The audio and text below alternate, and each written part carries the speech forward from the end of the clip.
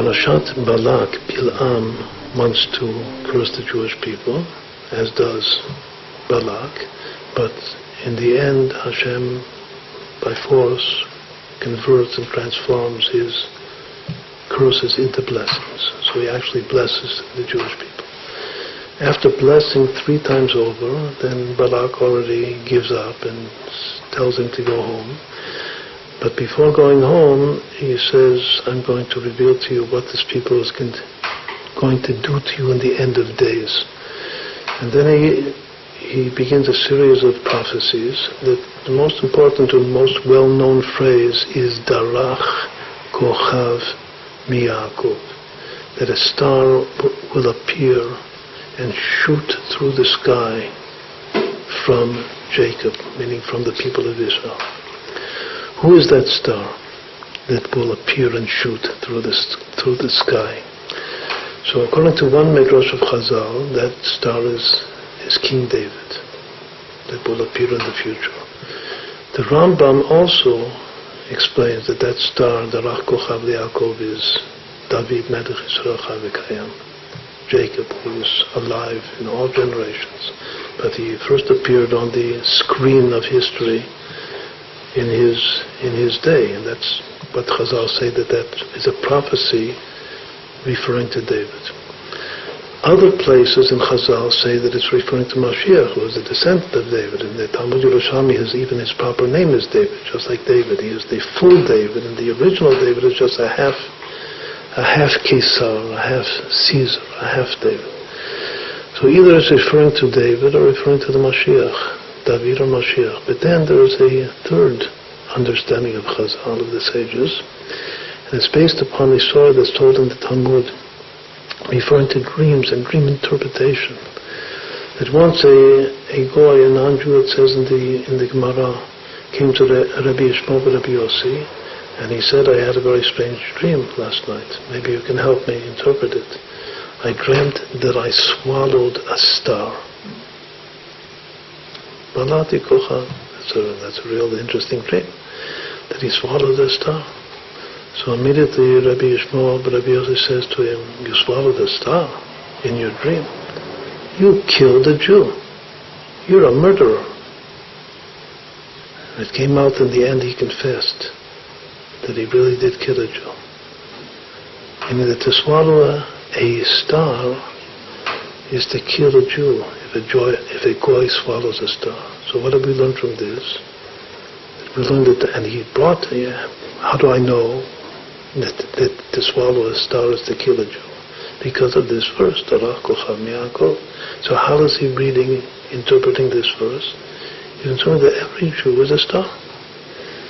How do I know simply from the Torah that every Jew is a star? Because HaKadosh Baruch Hu took Abraham, our first patriarch, out of his tent, and he said, look up at the heavens and count the stars. Can you count them? So shall be your seed. Kol Yezarecha. So also we see explicitly that every Jew is a star. That means the whole Jewish people is a people of stars. But when Rabbi Yishmael Rabbi Yossi brought a quotation in his dream interpretation, he brought it from the verse in this week's parasha, not from the story of Abraham. He brought it from Darach Kochav Yaakov.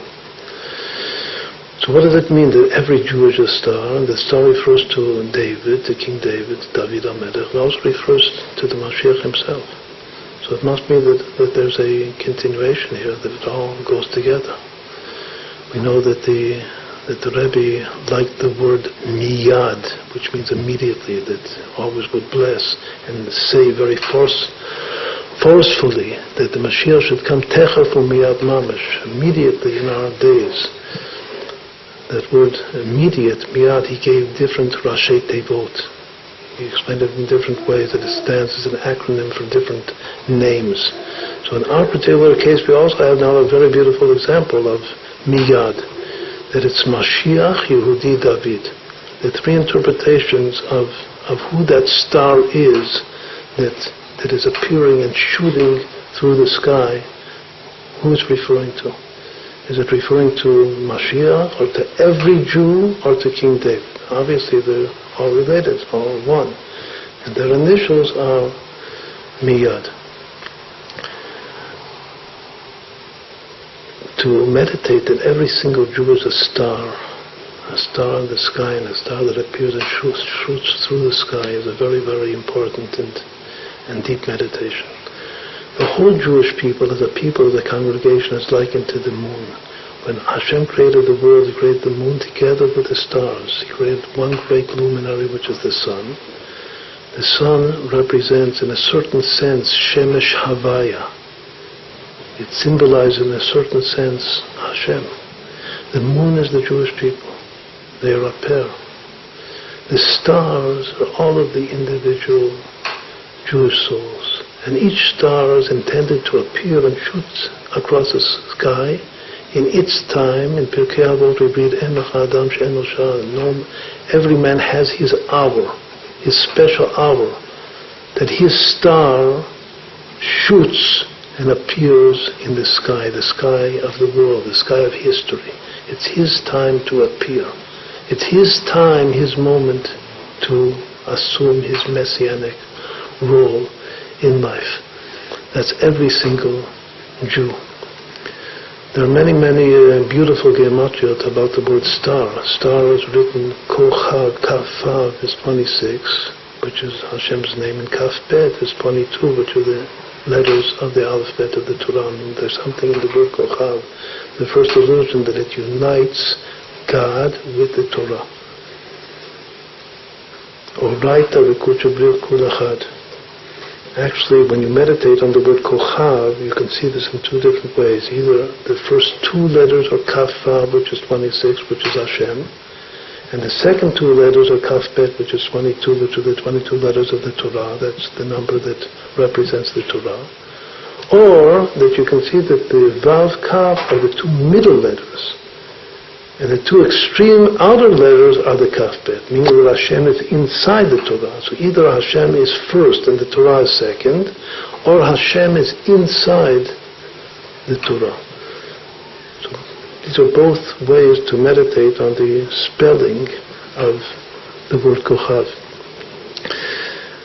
The whole phrase, Darach Kochav Mi'akov, itself is a multiple of 26. It equals 19 times 26, 494. Darach Kochav Mi'akov. The star shoots through the sky from Jacob. Darach Kochav Mi'akov, 494, 19 times 26.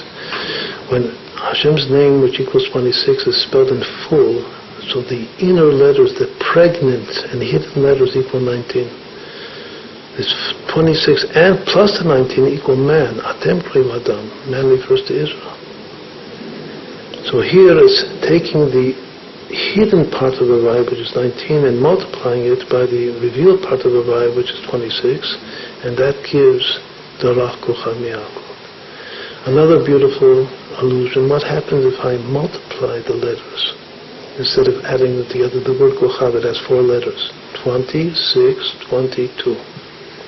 So instead of adding them together, I have 26 and 22 is 48, because the normative gematria of Kochav is 48, 26 plus 22. But what happens if I'll calculate the product of the 4 letters, which is 20 times 6 times 20 times 2. So very amazingly, this does not occur for almost any other word in the Torah, in the world, in Hebrew, that I will get 4,800. Meaning that the product of the letters is exactly 100 times the sum of the letters. The sum of the letters is 48, and the product of the letters is 4,800. Meaning that every star, every Jewish star, has in itself the potential of 100 stars. What does it mean, 100 stars? That every soul has the inter-inclusion of 10 powers, and each one of the 10 powers is once more has its inter-inclusion of 10 powers. How do we reveal that phenomenon of 100 in one? It says by making 100 blessings every day. If a person, a Jew, were supposed to make 100 blessings, bless Hashem 100 times every day, that reveals the 100 stars in each star. So let's just conclude with saying that nowadays in English and from English and other languages, when you speak of a star is the greatest person on stage. The stage is the stage of history. The stars that are playing the game, the players of the play, the stars of the play are the Jewish people and every individual Jews. There are other players, but they're not the stars. The other players are the non-Jews. But the stars are the Jews. And the star is that every Jew has his messianic potential that is revealed in his hour.